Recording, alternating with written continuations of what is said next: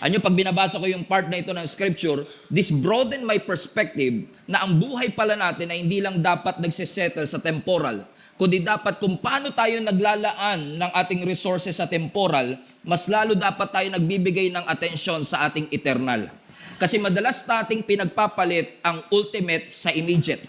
Madalas natin pinagpapalit ang eternal sa temporal. Pero ang sinasabi ni Apostle Paul, kung si Jesus Christ ay muling nabuhay, yun ay katunayan na meron pang buhay pagkatapos ng buhay na ito.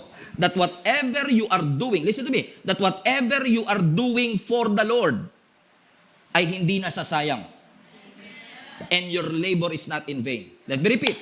Lahat ng bagay na ginagawa mo, basta para sa Diyos. This is an encouragement for me. Because I've been serving the Lord for 24 years. What an encouragement that whatever I am doing, basta for the Lord. Not for my ambition, not for my personal pleasure, not for self-serving. Pero kung ginagawa ko ito para sa Panginoon, what a great hope, what a great promise na lahat ng ginagawa kong ito ay hindi nasasayang. Kaya ang sabi ng 1 Corinthians chapter 15 verse 58, so therefore. Now, pag nakakita kayo sa Bible ng salitang therefore, walang sentence na nagsimula sa therefore. So kapag may therefore, kailangan mong balikan yung previous verses. Okay? So I just told you the whole chapter of 1 Corinthians chapter 15. Nag-preach si Apostle Paul ng resurrection ni Jesus Christ at dahil ang ating Panginoong Hesus ay na-resurrect. Ibig sabihin, may pag-asa sa lahat ng mga Kristiyanong naglalagak ng kanilang pananampalataya sa Panginoon at yung 10 taong ibinigay mo sa Panginoon, hindi masasayang. Therefore, my brothers and sisters, stand firm. Let nothing move you. Always give yourselves fully to the work of the Lord because you know that your labor in the Lord, I love that part, is not in vain. Ano sinasabi ni Apostle Paul sa atin?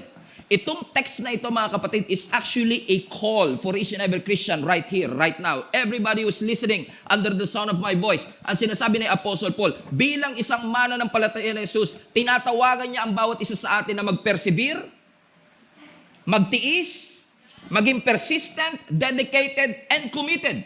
He is calling each and every one of us to stand firm in our faith, na tayo ay maging immovable sa ating mga conviction at maging active sa paglilingkod sa ating Panginoon. Alam niyo kung bakit sinasabi ni Apostle Paul to kahit di niyo ako pinapansin?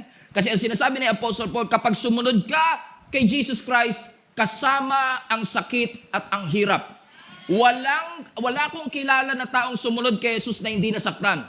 Following Jesus includes suffering and pain. Now let me clarify. Pag sumunod ka kay Lord, may blessing. Pag sumunod ka kay Lord, may forgiveness. Pag sumunod ka kay Lord, may justification. Pag sumunod ka kay Lord, may pagpapala at breakthrough. Pero may sakit din. May hirap. May sacrifices. Following Jesus will not exempt you sa mga challenges ng ating buhay. Sino sa inyo makakapag-testify yung katabi mo dumaan sa bagyo? Judging by the looks of her or him, makikita mo kagad dumaan na siya sa matinding bagyo. Amen. Bakit? Kasi kumbinsido tayo that even when Jesus is on your boat, you are not exempted to the storms of your life. May mga storms sa marriage, may mga bagyo sa mga businesses, may bagyo sa mga trabaho, sa mga career natin, sa mga family natin. May mga bagyo na seasonal, may mga bagyo na inevitable. But those storms are necessary for you to realize who you are. In fact, those storms in your life will reveal your structure and your foundation. Minsan kailangan dumaan tayo sa mga challenges. Minsan kailangan ugain tayo ng Panginoon para ma-realize natin kung ano ang ating foundation. Sadly, hindi lahat ng storms external. May mga storms na internal. Yung katabi mo, pangiti-ngiti lang but they are dying on the inside. Pangiti-ngiti lang but they are quitting on the inside. And most of the weights that we carry are usually internal and not external. Kasi pag nasa church ka, madaling ngumiti kasi karamihan nakangiti. Parang hindi. Amen? But most of the weights that we carry are actually internal. Some of our boats will break. Sometimes, our heart will break. Yung iba sa atin dumaan sa childhood trauma. Yung iba sa atin dumadaan sa depression, sa anxiety. Some of you are scared about uncertainty or your future. Yung iba sa atin may mga grudges, wounds, and unforgiveness. So, hindi lahat ng storms external. May mga storms na internal. Pero, whatever storms that you are going through, Maybe external or internal. That's why we need faith in the Lord.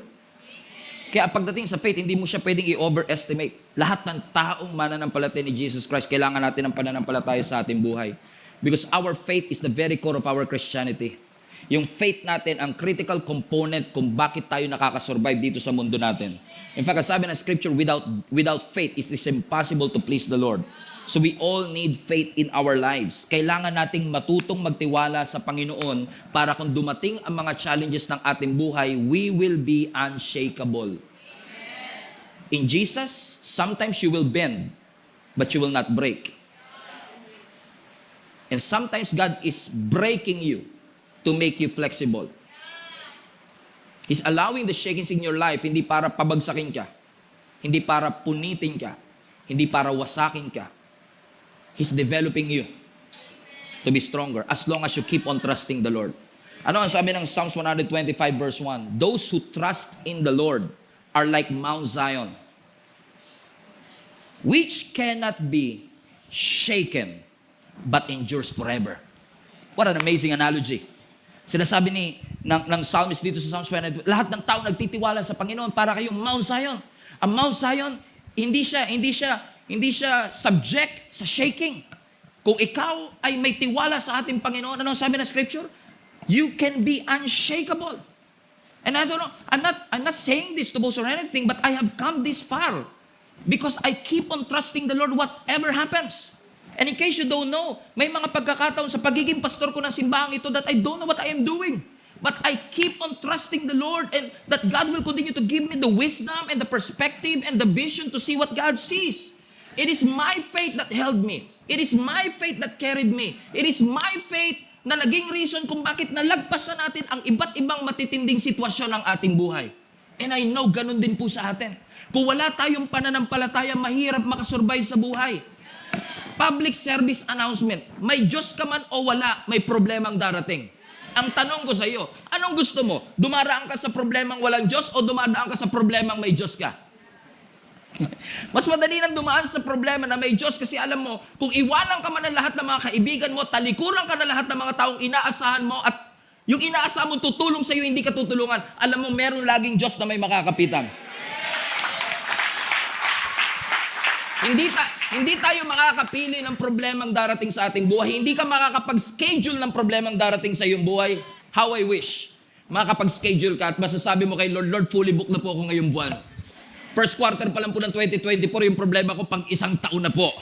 But you cannot schedule problems, you cannot pick problems, but you can always pick the God that you will trust. Pwede ka makapili ng Diyos na yung kakapitan sa gitna ng lahat ng ito. So do not allow the circumstance to limit your perspective about God. Hindi porket malaki ang problema, lumiliit na ang tingin mo sa Diyos. Hallelujah. Kasi madalas tayo, pag lumalaki ang problema, lumiliit ang tingin natin sa Panginoon. In fact, let me just say this to you. Ang sabi ng scripture, di ba sa Psalms, magnify the Lord with me. The more na lumalaki yung problema, mas lalo mong i-magnify yung Diyos na yung pinapaniwalaan. Kung walang-wala ka, i-magnify mo yung Diyos bilang provider. If you feel unsafe, i-magnify mo yung Diyos na protector and deliverer. Kung ikaw yung may sakit, i-magnify mo si Jesus Christ bilang iyong healer. Bakit mga kapatid? We should not allow the circumstance to limit our perspective about who our God is. Kasi ang trials hindi maiiwasan. Kailangan mo yan. Kasi ang tunay na faith hindi lalago kapag ang lahat ng parte ng buhay mo masaya. Ang faith hindi lalago kapag ang lagi mo lang nakikita is worst case scenario. Ang faith natin hindi mag-grow kapag lagi lang natin napipredict that everything in our life will go down. In fact, ang tunay na faith, hindi mo lang ine-expect ang greatness ng Diyos. Ang tunay na faith, nagtitiwala ka na kahit hindi mag-provide ang Diyos, nagtitiwala ka that you will overcome whatever circumstance that you are in. Yun ang tunay na pananampalataya. Ang tunay na pananampalataya, nagwo-worship ka kahit 20 pesos na lang laman ang bulsa mo. Ang tunay na pananampalataya, nagtitiwala ka sa Panginoon na kahit nararamdaman mo pa yung sintomas ng arthritis, pinagaling ka na ng ating Panginoon. That's real faith. That's real faith. Na kahit pakaramdam mo, sagwan ka ng sagwan, wala ka na pupuntahan, and you are in a place that you don't expect to be. Nagtitiwala ka, kapatid. Kahit napapagod ka, nagtitiwala ka na hindi ka pinabayaan ng ating Panginoon. In fact, Nakakaawa lang minsan pero marami sa atin pagal na, hindi na makapagtagal. Gusto na nating sumuko sa mga problema ng ating buhay, but kung darating ka sa moment na yon ng buhay mo, do not get offended with the Lord. Huwag mo siyang tatalikuran. In fact, mas lalo kang kumapit sa Panginoon at lalo kang magtiwala na hindi kanya iniwan. Ang tunay na pananampalataya ay pagtitiwala na kahit hindi mo ma-figure out ang iyong circumstance, God already figure it out for you. It's not your job to know how it works. It's your job to believe that God already worked it out for you. Amen? So ang tanong ko sa iyo, kapatid, yung faith ba natin kaya mag-endure ng disappointment? Yung pananampalataya mo ba kaya mag-endure ng frustration? Sabi ni Apostle Paul, verse 58, let nothing move you. Huwag mong hahayaan maitula ka ng kaaway, matempt ka ng kaaway, ilure ka ng kaaway, iwanan mo ang iyong post at position dahil sumuko ka na. Sabi ni Apostle Paul, huwag kang magpapatinag, huwag kang gagalaw.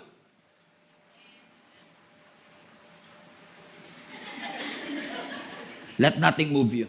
Naalala niyo si Jesus Christ when He was crucified?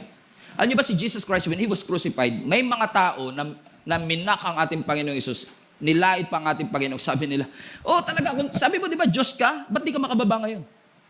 Tignan niyo yung verse. Ang sabi ng Mark chapter 15 verse 29. The people passing by, they shouted abuse to Jesus Christ, shaking their heads in mockery. Ano sabi niya? Look at you now! Sabi nila kay Jesus, tingnan mo, nakapako ka ngayon, no? Di ba sabi mo, you are going to destroy the temple and rebuild it in 3 days? Well then, save yourself. Come down from the cross. Look at this. Iniimbitahan nila si Jesus na nakapako. Ang sabi nila, kung talagang tunay kang Diyos, bumaba ka nga. Hawakan mo nga tenga. Di ba? Bumaba ka nga. Now, kung si Jesus, ang kanya lang finifeed yung kanyang ego, para patunayan lang yung kanyang power, pwedeng bumaba si Jesus, sabi niya, eto, ano kayo ngayon? Pwedeng gawin ni Jesus Christ, right? But since Jesus is purposeful, He's not there to impress His critics. He's there to fulfill His purpose. So what Jesus did, hindi siya bumaba dahil iniimbitahan siya ng mga critics niya. Hindi siya bumaba para patunayan sa mga critics niya makapangyarihan siya. He stayed at the cross because He's thinking about you. Kasi kung bumaba siya sa krus, hindi ka napatawad. Kung bumaba siya sa krus, hindi ka napagaling sa iyong mga kasakitan. So kung finid lang ng ating Panginoon yung kanya sariling desire, we'll still be lost. But thank God for Jesus Christ. He was purposeful, regardless of what other people are saying or thinking about Him. My job is to do the purpose of God in my life. So kung tayo, lagi lang tayo magpapadaan sa tukso ng iba, tulak ng iba, at sasabihin ng diablo sa atin, we will never finish this race well. Look at Nehemiah. Kilala niyo si Nehemiah? One of the great leaders in all of the scripture.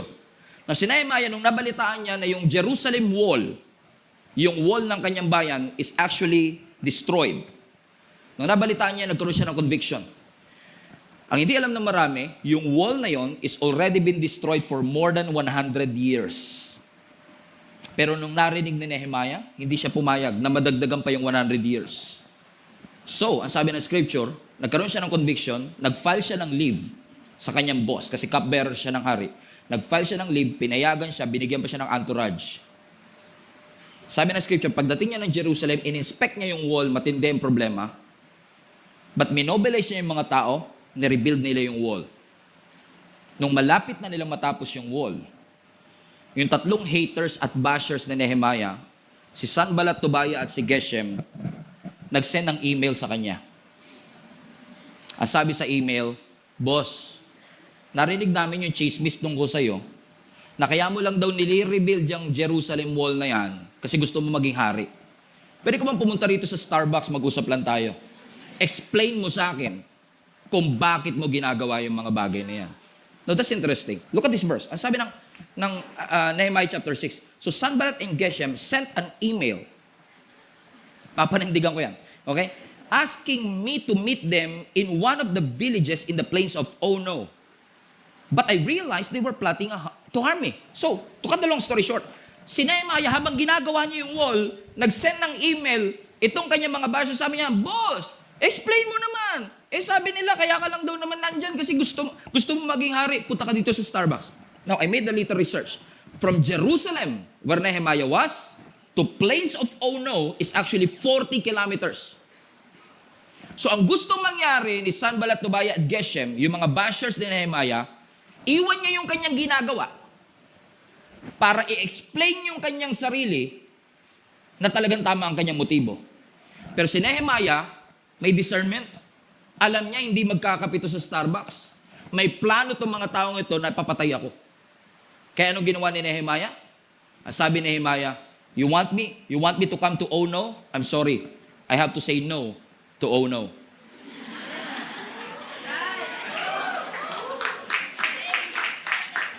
But how? How did he say it? Sabi ng verse 3, Nehemiah 6:3. So I replied sa email, sending this message to them. Ano sabi niya? I'm engaged in a great work, so I could not come. He's purposeful. Hindi ko iiwanan tong post ko. I will not let anybody move me. Why should I stop working to come and meet you? Amen. Amen? Kung kayo ito nangyari, viral to eh. What a reply. Ano sinasabi ni Nehemiah? Masyadong maganda at masyadong importante ang pinapagawa ng Diyos sa akin para lang iwanan ko't linisin ko ang aking reputasyon. Eh di isipin nyo na yung gusto nyong isipin sa akin. I don't care. Ang pinakamatimbang sa akin, yung purpose ng Lord. So I'm here to stay. Ano mga kapatid, in order for us to do what Nehemiah did and for us to do what Jesus did, it takes a lot of foundation para mapanindigan natin yung kinumit natin sa Panginoon. Sinabi na, Lord, sa 2024, maglilingkod na talaga ako sa iyo. Lord, sa 2024, never na talaga ako absent sa church. Sa 2024, araw-araw na talaga ako magbabasa ng Bible. Sa 2024, araw na talaga ako mananalangin. So sabi ni Satan, talaga? Explain mo nga itong nakita ko sa Facebook. Because Satan will try his best para pabagsakin ka, para dayain ka. Pero can you say what Nehemiah said?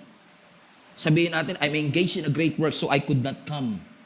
Anong sinasabi ni Nehemiah? I will never waste my time doing something that is not connected to my purpose. Kung hindi yan connected sa purpose ko, hindi ko yan pag-aaksihan ng panahon. Bakit? Matindi ang kanyang root system. Matindi ang kanyang foundation. And how I wish all of us will have this deep, concrete foundation. Hindi ako engineer, di rin po ako architect. Pero isa sa mga susi ng matayog na building, great foundation. Right? Usually, nakikita lang natin sa bahay yung pintura, yung semento, pero hindi natin nakikita yung bakal na nasa loob ng semento. Yun yung nagpapatibay, nagbibigay ng structure sa mga building. Para pag dumating yung bagyo, hindi babagsak. Para pag dumating yung lindol, kahit kasing lakas pa ng lindol sa Taiwan, hindi babagsakin yung bahay. So, ibig sabihin, talagang kahit anong mangyari, darating ang lindol.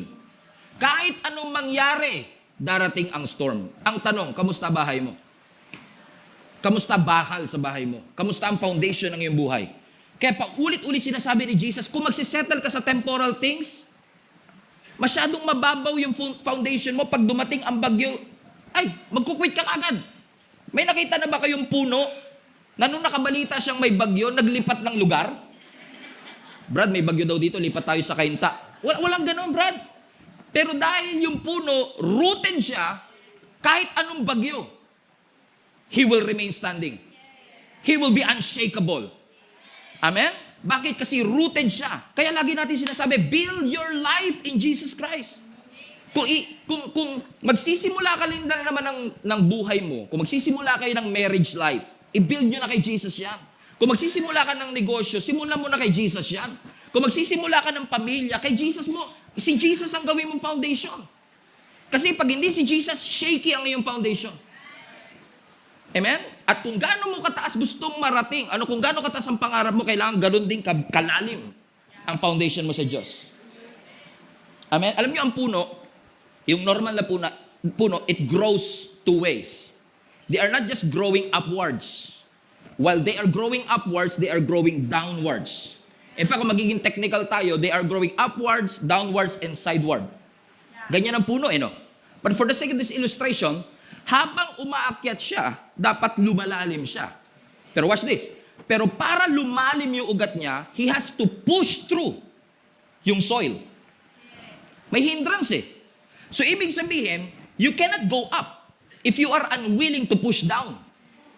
Kung hindi ka willing na maging intentional na anumang balakid sa iyong buhay, susuungin mo, hindi talaga mag-grow down. Do you want to grow up? You have to grow down. Kung gusto mong umangat, maging skyscraper at magawa ang pinapagawa ng Panginoon, you have to grow down. Kasi sa totoo lang mga kapatid, I don't know, siguro iba sa inyo masyado pang bata, hindi pa kayo dumaan sa matitinding problema. Pero kung kasing edad ko kayo, mga 25, kung kasing edad ko kayo, minsan na lang naman yan. Okay? Pero kung kasi if you live in this world long enough, you will realize that this life will put you in hard places na minsan kukwestiyonin mo kung talagang mabuti ba ang Diyos. Na minsan makukwestiyon mo yung faithfulness ng Panginoon. It doesn't matter kung gaano kalaki ang Bible mo, gaano kalaki ang krus na kwintas mo, anong position mo sa simbahan, life will put you into places that sometimes you will question, mabuti ba talaga ang Panginoon? Kailangan natin maging honest sa totoo lang, nasa simbahan na rin lang naman tayo. Maging honest tayo sa katotohanan na hindi po marami sa atin dumating sa pagkakataong tinanong mo ang Diyos, buhay ka ba talaga? Kailan ba matatapos ito? May plano ka bang tapusin ang mga pagsubok sa aking buhay? Bakit mo, Lord, inalaw na mangyari ito sa aking buhay? Are you going to take care of this? If you are God and you are good, why you let these things happen into my life? Ito exactly ang dilemma nila Apostle Paul. Ginawa naman namin ng tama. Pero bakit we are persecuted left and right? At yung persecution nila, hindi yung Christian ka, praise the Lord, praise the Lord. Hindi ganun ang persecution ni Apostle Paul. Ang persecution ni Apostle Paul, life and death situation. Kasi sinasabi ni Apostle Paul, we've been persecuted left and right. Pero bakit nangyayari ito sa aming buhay? Na yung ibang mga kasama ni Apostle Paul sinabi, is it worth it? Worth it bang ibigay natin yung buhay natin sa Panginoon? Binigay na nga natin, inusig pa tayo. Balik na lang tayo sa luma natin buhay. Balik na lang tayo. Nagpatinag sila. Bumalik sila. Hindi nila tiniis. Kasi hindi tama yung kanilang foundation. Alam mo, siguro hindi aksidente na kapag sinabi ni Jesus Christ na, pag sinabi ni Lord sa ating, build your life in me, hindi siguro aksidenteng si Jesus Carpentero, no? He's a builder. Nasabi niya, upon this rock, I will build because God is a builder. Now, if you want to put your faith in Jesus Christ, binigyan niya rin tayo ng tools. Sabi ng Lord, build your life on me. Ito ang martilyo, ito ang 3 pako, ito yung 2 beam. You want your life to be better? Use the hammer, 3 nails, 2 beams. Yung iba sa inyo, mga lasing ko bang magigets? So for the sake of you, sabi ni Jesus Christ, build your life in me. At nag-iwan ang Panginoon sa atin ng tools, something that we can focus on. Hammer, 3 nails, and 2 beams. As long as you're focused on the finished work of Jesus Christ and you use it as your foundation, nobody, no circumstance will move you and shake you. Amen? Palapakan natin ating Panginoon. Unfortunately, kalalang naman marami sa atin na shake kasi meron tayong false sense of security. Yung akala natin, as long as 7 digits ang laman ng bank account ko, secure ako. As long as tinetext ako ng jowa ko, mahal niya pa ako. 5 kayo, tinetext niya. Meron tayong false sense of security. Minsan, I've been officiating weddings. Hindi ko na mabilang kung ilan na yung naikasal ko. And every time na may ikakasal ako, I always ask the question, bakit kayo magpapakasal? And you'll be surprised sa sagot ng ibang tao. Tumatanda na po kasi ako eh. Ba't ka magpapakasal? Nape-pressure po kasi ako kasi lahat ng kabarkada ko kinasal na. And that moment, na marinig ko sasabihin nila, nape-pressure po ako, lagi ko sila sabi, do not build your relationship and your marriage out of pressure. Maling foundation yan. Shaky foundation yan. Just because your friends and your friends are getting married, kailangan magpakasal ka na rin. After all, hindi matatapos ang pressure ng mundo. Naalala mo na nag-aaral ka pa? Ay sasabihin nila, kailan ka magtatapos? Nung nakagraduate ka na, kailan ka magtatrabaho? Nung nagkatrabaho ka, kailan ka magpapakasal? Nung kinasal ka na, kailan ka magkakaanak? Nung nagkaanak ka, kailan mo susundan? Pag may namatayan, tanongin mo, kailan ka susunod? O kaya naman, kailan ka titigil? Di ba? Kasi people will put pressures on you. Hindi mo maihinto yan. But you don't build your life out of that pressure. Huwag kang maging overconfident na porkit nandyan siya, mahal ka niya. Uy, sorry. Okay, huwag kang maging overconfident. Sa dami ng laman ng bank account mo, huwag kang maging overconfident sa commerce, sa investments, sa stocks market, sa projects that you have. Lahat yan lang yan as long as earthly ang foundation. It will be shaken. Naalala nyo ng COVID? Ipinakita ng COVID sa atin na hindi lahat ng bagay na meron tayo mahalaga. Shinake tayo ng Panginoon. At alam niyo ba, na-realize ko, God speaks through shakings. Write it down. God speaks through shakings. Kapag may shaking, may speaking. So kapag nakakaramdam ka na yung business mo, sinishake ng Lord, nagsasalita ang Diyos. You better listen. Kapag sinishake ng Lord ang marriage, makinig kayo. May sinasabi ang Diyos. Kapag sinishake ng Lord ang inyong finances, you better listen. Sino man nagsishake niyan? Kasi minsan pag may shaking, dapat sa inyo tayo mga Kristyano, pag may shaking, sino sinisisi nyo? Demonyo. Ginulo na naman ako ng demonyo. Pag ina-high blood, demonyo, inaatake na naman ako. Pero sa kinain talaga natin crispy pata yun, kaya ganon, di ba? Kaya yung demonyo tuloy, gusto na rin maging born again. Sabi ng demonyo, lagi na lang ako sinisisi. Sali na lang kaya ako sa inyo para wala na kayo masisi. Kasi hindi lahat. Minsan, may mga storms na buhay natin that God Himself orchestrated. Let me prove that to you. Hebrews chapter 12, verse 26. At that time, His voice shook the earth. Everybody say, shook ako. But now He has promised, once more, there you go. So may shaking na nangyari, uulitin ko ulit. Once more, highlight this part. I will shake. So si Lord mismo nagsabi, I will shake.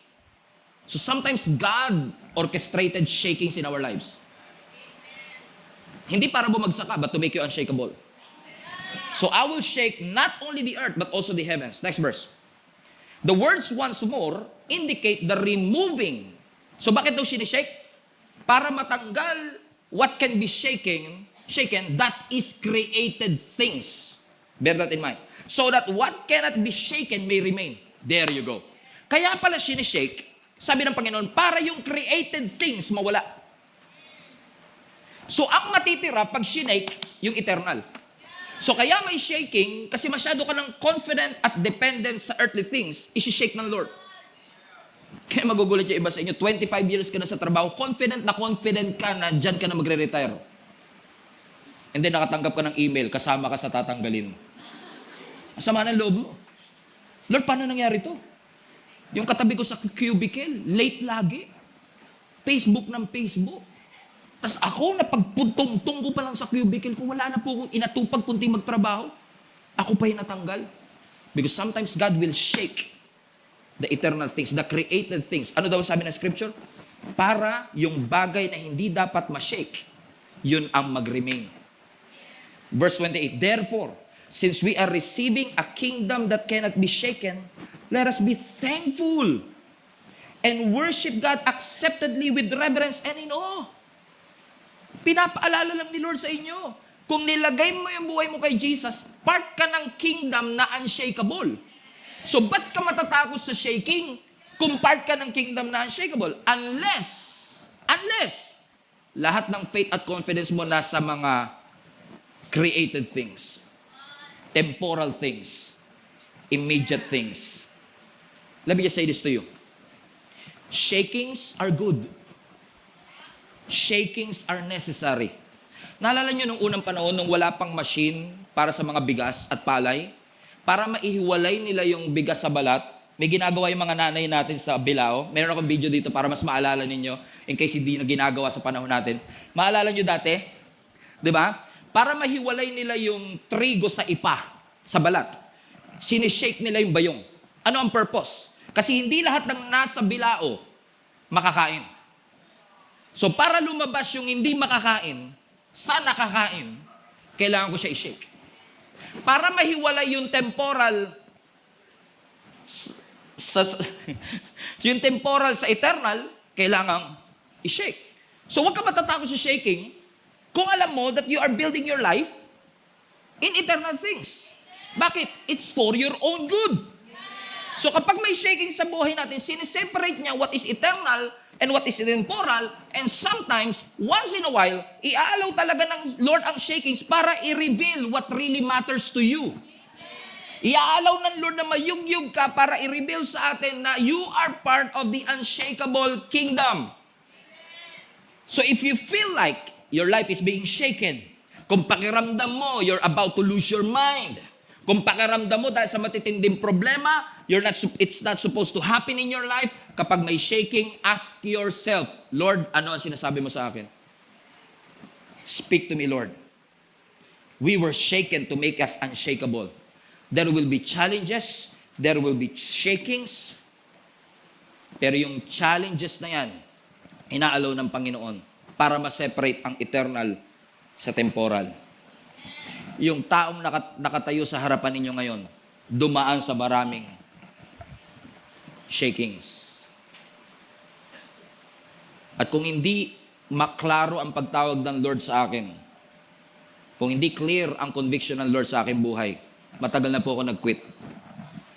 But I never stop preaching the Word of God. Kahit walang nakikinig, walang nakaka-appreciate, I keep on preaching it because God called me to do it. So kapag sinake ang buhay natin, huwag kayong magtampo sa Diyos. Lord, ba't mo sinake? Para sa iyo yun.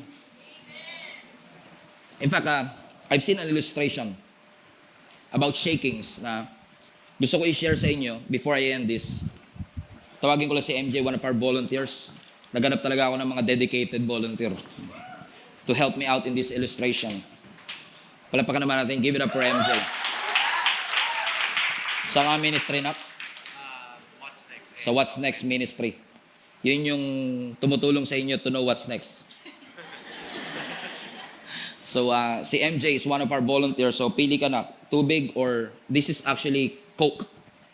Tubig or Coke? Coke. Kasi hindi ako nagko-Coke. Tubig and Coke. So, ang ano lang natin, ang condition ko lang sa'yo, lahat ng gagawin ko, gagawin mo dapat. So, kung paano ko siya ginawa, kailangan ganun din ang gagawin mo. Comprende? Okay. Watch. Coke.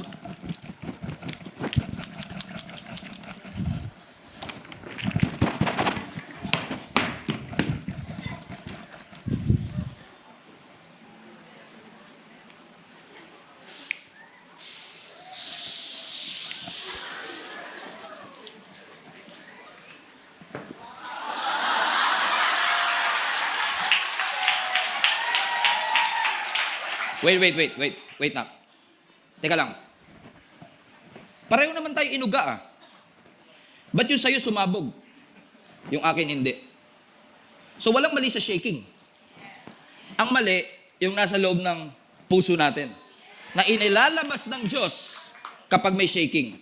So kapag sinake ka ng Lord, huwag mo sisihin yung shaking. Kasi ito, sinake din naman Pero ba't walang lumabas? Kasi tama ang puso As long as tama ang puso natin, wala tayong dapat ikatakot sa shaking. Kasi ang mga shaking ng buhay, ginagawa ng Lord dyan para ilabas yung mga bagay na hindi dapat nandyan. Inaalaw ng Diyos na ma-shake ang buhay natin for us to realize what really matters in your life. Amen? So huwag kang matakot sa Panginoon. Sabihin mo nga, sige Lord, bahala ka na. Kung ito ang inaalaw mo mangyari sa akin, bring it on, Lord. As long as my heart is pure, I have nothing to fear. Give it up for MJ, mga kapatid. Palapakan natin ang Panginoon.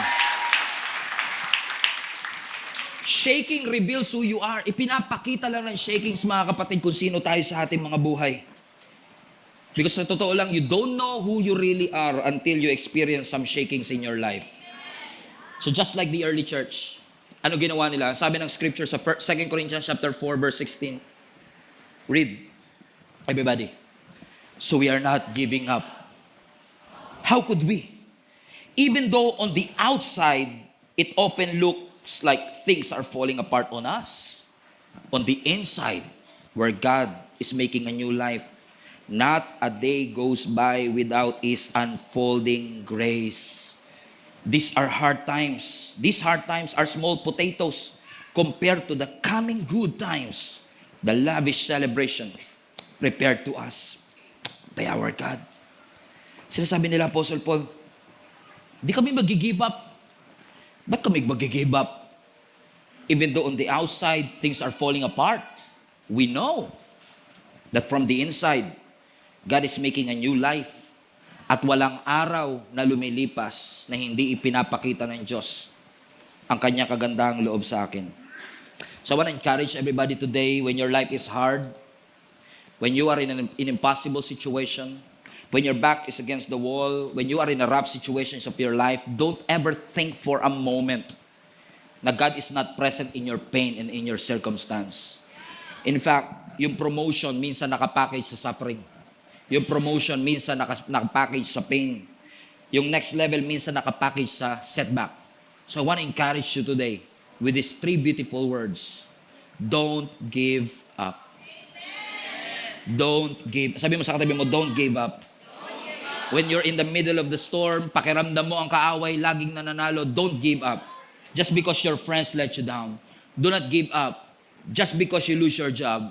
Do not give up. Just because your career are falling apart. Do not give up. Kahit hindi ka pumasa sa examination. Do not give up kahit yung relationship hindi nag-work out. Keep on showing up. Don't walk away from your faith. You're built to last. Magpatuloy ka lang, kapatid. After all, yung destiny mo is greater than your history. Yung ginawa at prepare ng Panginoon is nothing compared to the sufferings that you are going through. Keep on keeping on. Let nothing move you. No disease will move you. No discouragement will move you. No frustrations will move you. Kahit anong bagay, I will never allow these things or someone to move me to the purpose that God has for my life. Is that an amen, mga kapatid? Let's bow down our heads. Let us pray.